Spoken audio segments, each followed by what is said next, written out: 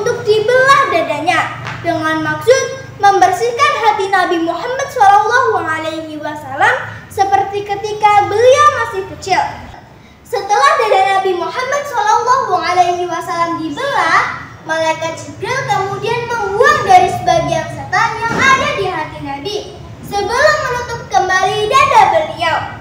Hati Nabi disucikan dari semua nafsu setan dan dimurnikan dengan rasa keimanan yang begitu tebal pada Allah Subhanahu wa Ta'ala. Setelah itu, malaikat Jibril dan Nabi Muhammad SAW melakukan perjalanan malam Isra dari Masjidil Haram di Mekah menuju Masjidil Aqsa di Madinah dengan menunggangi buraq. Teman-teman yang melihat video ini pasti ada yang belum tahu apa itu buraq, ya kan? Buraq adalah binatang sejenis burung yang dapat bergerak dan terbang sangat cepat.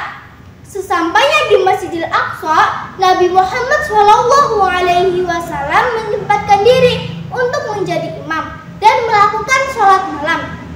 Setelah singgah sejenak di Masjidil Aqsa, pada malam itu juga Nabi Muhammad SAW dan malaikat Jibril melakukan perjalanan Mi'raj menuju ke Sidratul Muntaha atau langit ketujuh untuk bertemu Allah Subhanahu wa Ta'ala.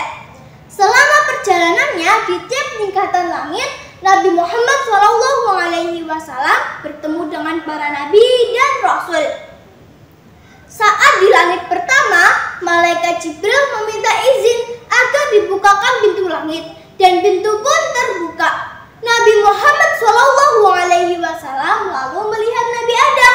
Beliau memberi salam dan kemudian Nabi Adam menyambut dan membalas salam serta mengakui kenabian Nabi Muhammad SAW. Setelah itu, malaikat Jibril bersama Nabi Muhammad melakukan perjalanan menuju langit kedua. Di sana mereka bertemu dengan Nabi Yahya dan Nabi Isa. Sementara di langit ketiga, beliau menemui Nabi Yusuf. Di langit keempat ada Nabi Idris dan di langit kelima ada Nabi Harun. Saat di langit keenam, ia bertemu dengan Nabi Musa dan Nabi Ibrahim di langit ketujuh. Setelah melampaui langit ketujuh, malaikat Jibril tidak bisa melakukan perjalanan bersama Nabi Muhammad karena tidak mendapatkan izin dari Allah Subhanahu wa Ta'ala. Nabi Muhammad SAW lalu menuju ke Sidratul Muntaha atau langit ketujuh untuk menghadap Allah Subhanahu wa Ta'ala.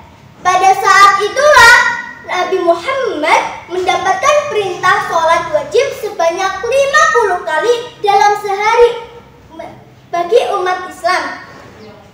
Saat melampaui Nabi Musa, Nabi Muhammad disarankan untuk meminta keringanan sholat dan akhirnya diputuskan hanya 5 waktu sholat dalam sehari.